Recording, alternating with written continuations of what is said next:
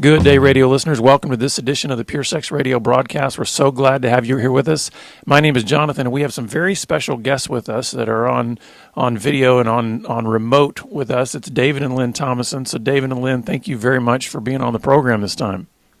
Our pleasure. Yeah, thank you for having us. Yeah, so we're going to give you listeners an opportunity to dive into their story in a minute. But before we do that, I just want to let you know, as we do periodically, that we are a listener-supported broadcast. This means that the only way that you're hearing us or seeing us is because we've had faithful and generous partners that come alongside of us to support this ministry and help us to continue to expand in new areas. It's always amazing to me when I look at the reports of where people are listening to our broadcast, and it's all around the world, sometimes in even places that I thought were closed countries. So it's amazing how God just works in ways even through technology. So if you would like to come alongside and partner with us, just go to puresexradio.com and click on the donate link.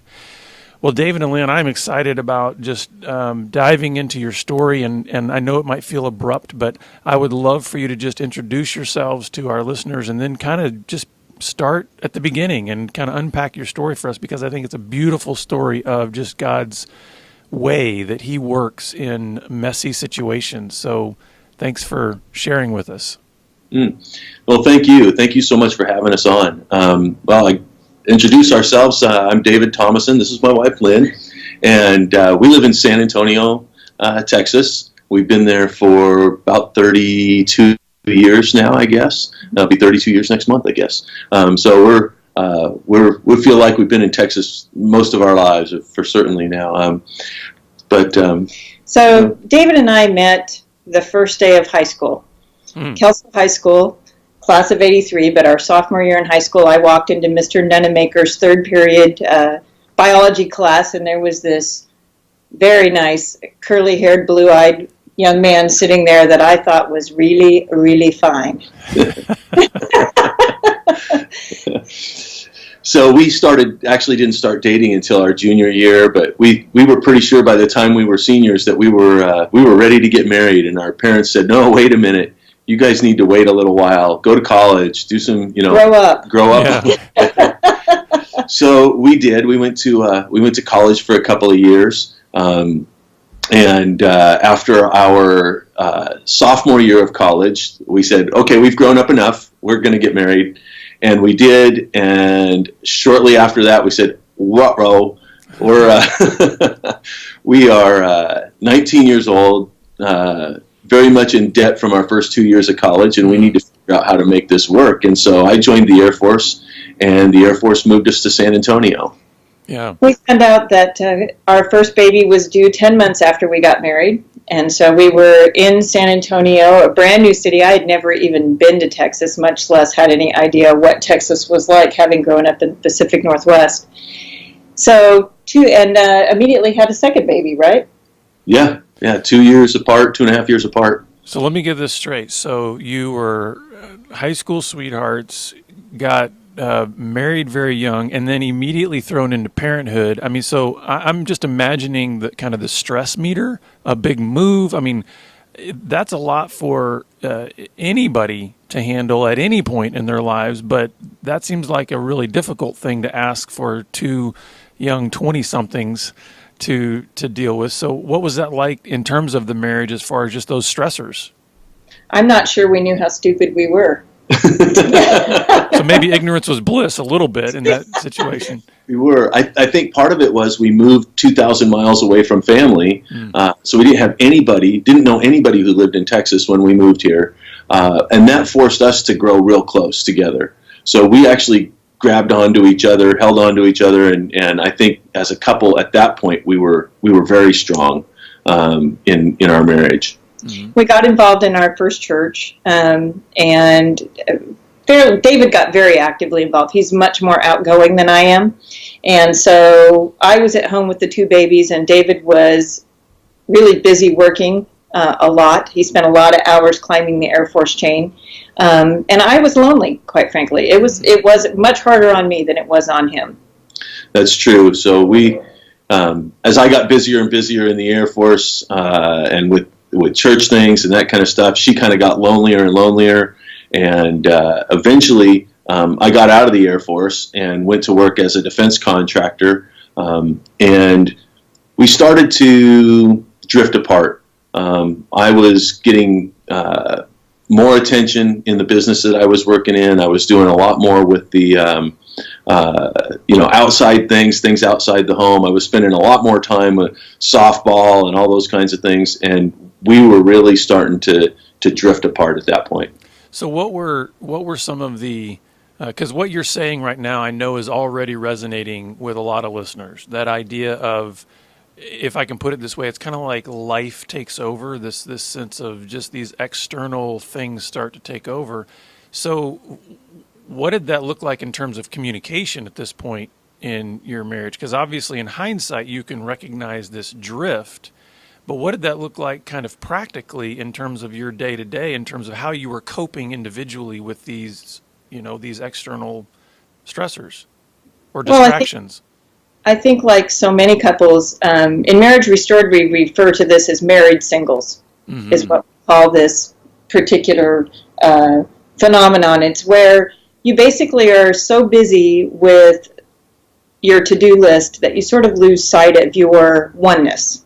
In our communication was about where the kids needed to go and what needed to be done and what the chores were around the house, not about how we felt about anything particularly. Right. The intimate communication was kind of slowly going away. The times of talking about goals and plans and dreams and all those kinds of things kind of faded off, and our daily discussion was about, the business of the day, if you will, whether it was the kids or work or church things. It still wasn't an intimate communication, if you will. Mm-hmm. Now, what kind of recognition at the time, if at all, did either one of you have that things aren't really great? I mean, even if you weren't communicating it to each other, were either one of you getting a sense of, this probably isn't the way things are supposed to be in a marriage? I think that David was probably more sensitive to it than I was. I just was filling my time with lots and lots of stuff. And the kids were busy and running, and I was busy with career, and I just wasn't really paying any attention to my marriage. And the inevitable happened. Yeah, so I guess it was about, a year after I'd gotten out of the Air Force, and I was working for the defense contractor. We'd been married 12 years. 12 years at that time, yeah. And I met someone at work, and we started to talk, and it got a little bit too intimate, and so I ended up having an affair at that point in our marriage. Mm-hmm. And so then, well, one, how did that come out? And then, like, what was the reaction from you, Lynn? I mean, how did that all then, come out into the marriage? Well, I think, David basically just said, I can't do this anymore. And he was prepared to leave. I just remember being completely devastated. Didn't really see it coming, and yet at the same point, all of a sudden, a lot of things that had been going on began to make sense. Sort of the distance, and your mind begins to check boxes as to maybe how this happened. It hadn't gone on very long, and we just really did not do a very good job of handling it. I was so upset about it, but so concerned about the fact that we had two small children and they needed their daddy. Mm-hmm. And so divorce didn't seem to be an option, but it was a very, very confusing and hard time. Do you have anything to? Yeah, no, I think that's right on. It was very confusing. So it came out because I came home and I said, I can't live with the secret anymore. I've got to tell you, and I'm planning on leaving. And it literally one day after that, we were trying to make it. And said, nope, we're going to try and make this marriage work again. And we made a real serious mistake at that point, in that we didn't get any real help in working through all of the feelings as to what had happened. Mm-hmm. We had one meeting with our pastor, and I basically made the announcement that I forgive you, period. And now I don't want to talk about this anymore. Mm. And so I pretty much buried all of that anger and those things that I probably needed to work through, with the statement to David that if you ever do anything like this again, it will be over.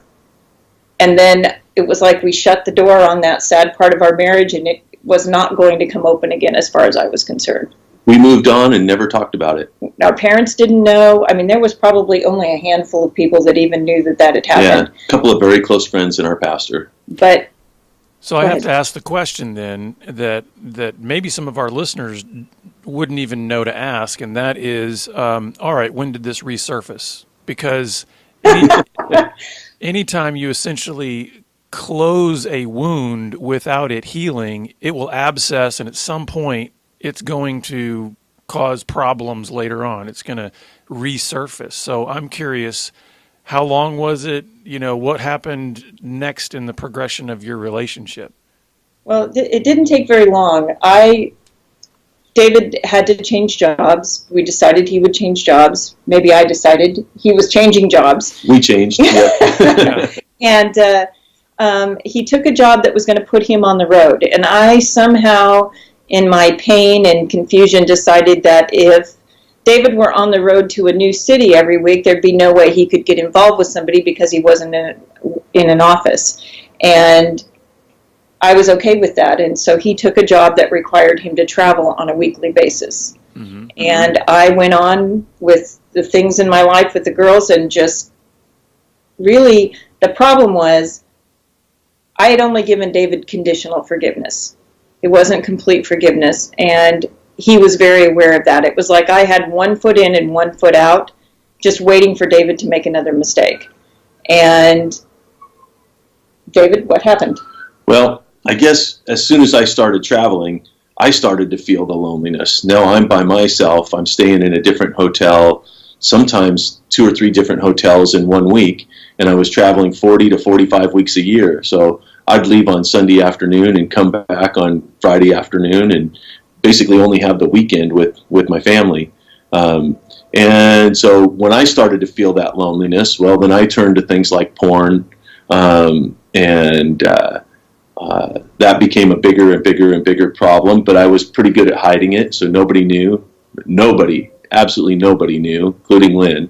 And then eventually I moved a couple of times from jobs, and then eventually shut down, started my own. This was a 10-year period. Yeah, this was over a 10-year period, yeah. So after about 10 years of traveling, I started my own company and thought, I'm going to start a company where I can be home a lot more. Then I won't be lonely. Then I won't have to deal with porn. Then I won't have to tell Lynn about what I've been doing, and we'll be able to recover from this. That was kind of my thought process on the whole thing. So I started a company in the U.S. and I started a company in Brazil. And the deal was I was going to go to Brazil for 2 weeks and then be home for 6 weeks. And that way I'd only have to take about 6 trips a year, and we'd be able to survive on that. I'd be spending so much more time at home, it would make things right. Well, it didn't make things right. The problem was we were so distant by that point that I was miserable with him being gone, but more miserable with him being home. Mm-hmm. Yeah, I can imagine 10 years of a pattern where essentially you're talking about weekend face-to-face time that's built on the previous foundation that was kind of shaky to begin with in terms of distance and isolation and loneliness in both of you. So I can only imagine then that would create another kind of firestorm then when you have this expectation, David, that, well, man, if I just get home, and it sounds to me like you guys are facing so many of the things that so many couples face when they're essentially trying to find a solution through some kind of external change. Like if we can change the external circumstance, if I could just be home more, and all these other kinds of things, if we can just kind of get the formula of our circumstance right, then everything will work out, right? And so share with our listeners kind of how that worked for you. Go ahead. So, you're exactly right. That was the thought that this would help, but there were several things wrong with that thought process. And one was that I really thought that Lynn would be so happy that I would be home. this much time. But I had made all those decisions in a vacuum. I'd made them without her. And so there was a lot of resentment over the fact that I had quit a really good job to start my own business that was very shaky, very, definitely nothing stable about starting a new business. Mm-hmm.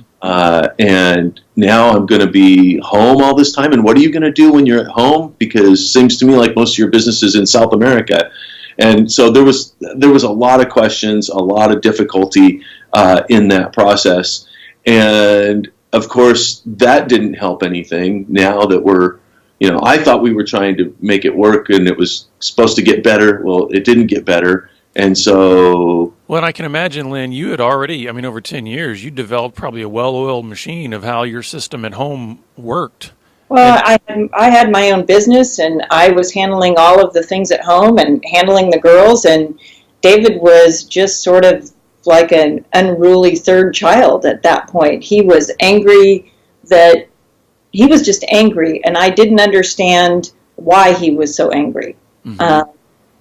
And again, my protection was just to get busier. I just stayed away from home or planned things for us to do, and our home looked really good from the outside. Mm. The world thought we were doing just fine. We played it like Academy Award of how good it looked from the outside. So then I'm also curious then, during all of this time, so we're talking about over 20 years at this point in time, right? Correct. Oh, yeah. Where is God in this story? Where was he, and how was he, moving, or how were you connecting to him or not connecting to him? What was that like?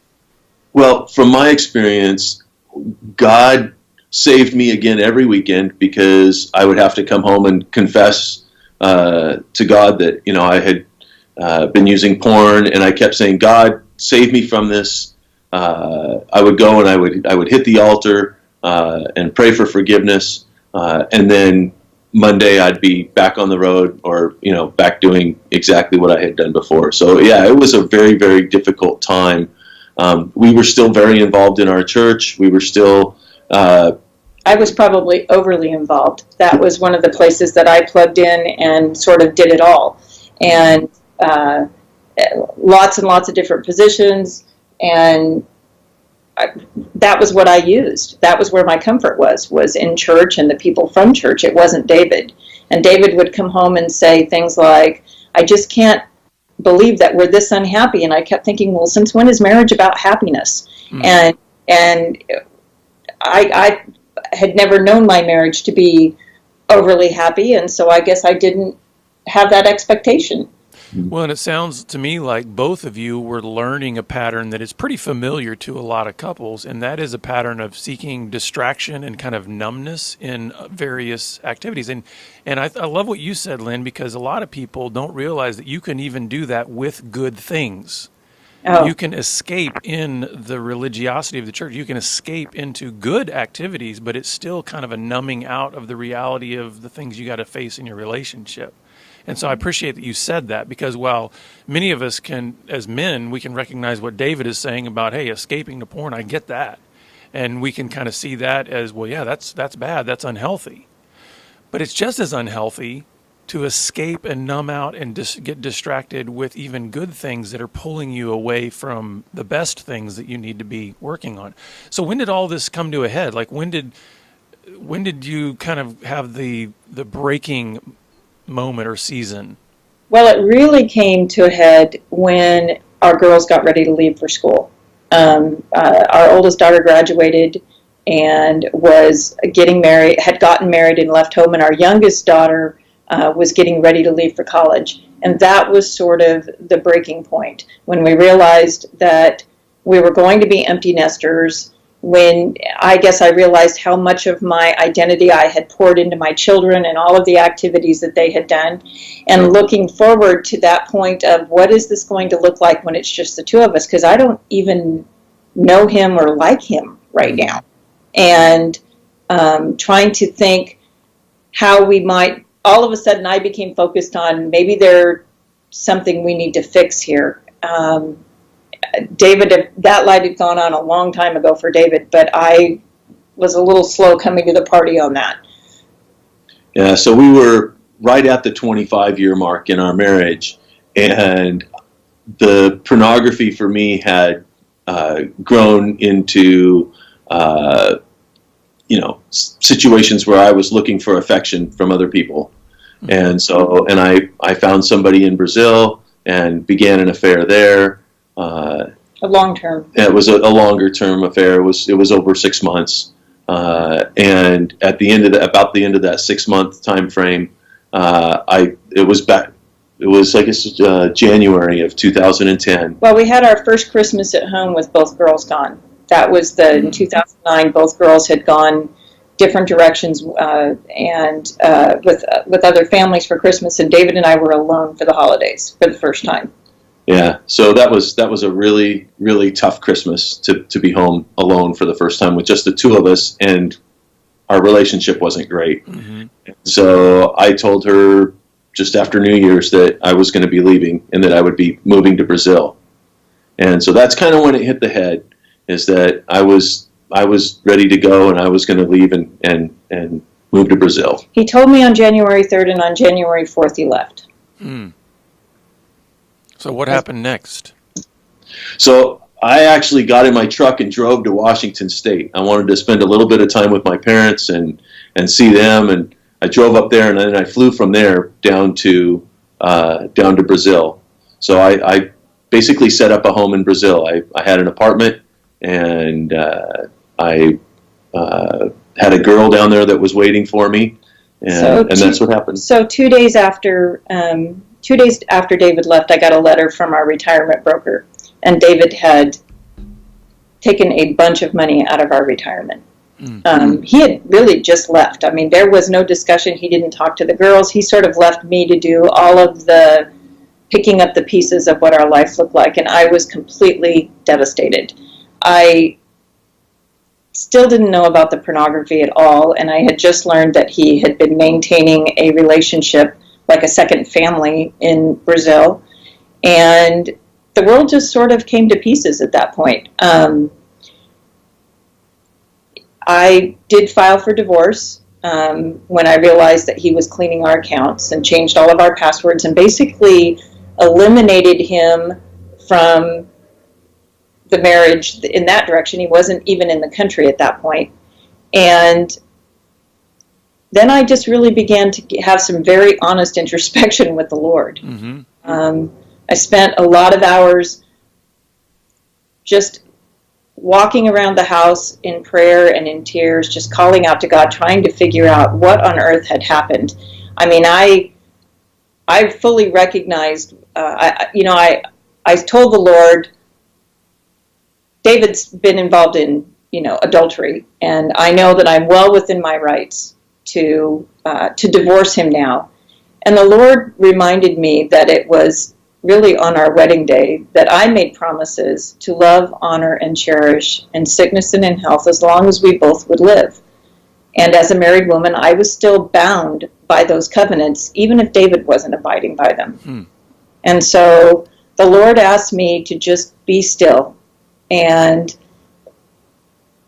began to show me the things in my life that I needed to fix. He showed me what it looked like when I gave David only conditional forgiveness for his first affair. And he showed me about how I had held him to an impossible standard because of my anger and unforgiveness over that 10-year period. I had a lot of things that I needed to make right between myself and the Lord before I could ever do anything about David. Wow. Well, that's amazing to hear. And I want to hear David's side, because I know that there's a lot of wives and women out there that are feeling incredibly amazed and encouraged by what you're saying, Lyn, but at the same time, they're probably wanting to shoot lasers from their eyes at David because they're thinking, wait a second, this guy's in Brazil when, Lyn, you're having these incredibly kind of difficult wrestlings with God about how he's dealing with you. And it's like, wait a second, what about David? David's the one that's fled, that is in another country. So David, what brought you back, or what was the breaking point for you? Well, there was there were two things. Lynn had filed for divorce, and we had checked into what it was going to take to have the papers served to me in Brazil, because that's how much I didn't want to come home. And that was going to be really, really expensive. It was cheaper for me to fly home to sign the papers. So that's what we decided. I would fly home, I would sign the papers, and then I would go back to Brazil, and it would be over. But I was sitting there getting ready. I bought the ticket, and it was about 3 weeks out. And Lynn called me. Wait. Let's go back. Oh, back up? We're going to back up. We're missing something here. So one of the things that happened in the course of that conversation with the Lord is that the Lord asked me to do what I thought was something impossible. He not only wanted me to make it right between me and the Lord, but I needed to call and apologize to David for my part in the breakup of our marriage. And that wasn't about, for me, that wasn't about fixing my marriage. That was about making sure that I was on good standing with the Lord. I wanted to make sure I didn't end up embittered and out of sorts with the Lord. I wanted to be on good standing with the Lord. That was important to me. So after a couple of weeks of really focused prayer, the Lord asked me to call David and ask him to forgive me. Wow.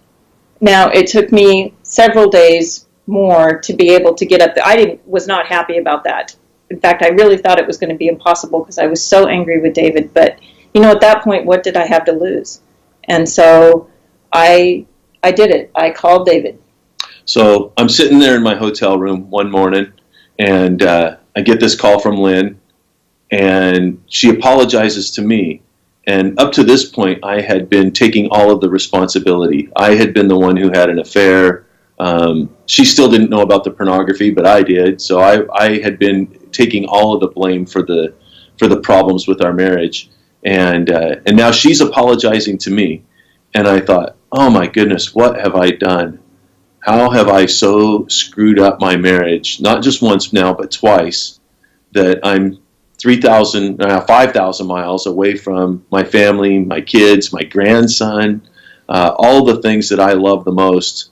And I hit my knees and I said, God, what have I done? How do I fix this? And, I still had a lot of problems. I still had a lot of sin in my life, and I still had a lot of issues, but I said, okay, I'm coming home to go sign these papers and we'll see what happens. And so... Well, I hate to do this. We are actually out of time, and I hate to do that to our listeners, but would you guys mind coming back next time so we can sort of finish the story and then also learn more about what your ministry is, which is Marriage Restored?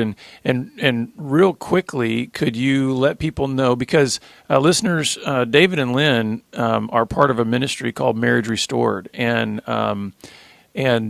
by the way, just so that it's not a total cliffhanger, listeners, their marriage is restored. So that's why they're on the program here. But could you guys share how couples could get more information about Marriage Restored, and then we're going to have you back so that we can finish the story and learn even more about the ministry?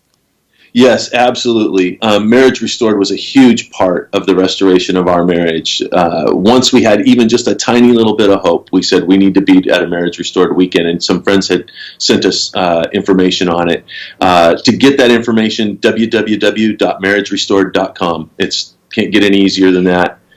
And we have 2 weekends coming up in Texas here this spring, one in San Antonio, April 6th to the 8th, and one in Dallas, June 8th through the 10th. That's great, and we're going to post that information on our website so that everybody can have that. But thank you, David and Lyn. We're going to have you back, and listeners, thank you so much for being with us. Make sure you come back next week, because we're going to hear the rest of the story, and you're going to get more information about Marriage Restored. We'll see you then.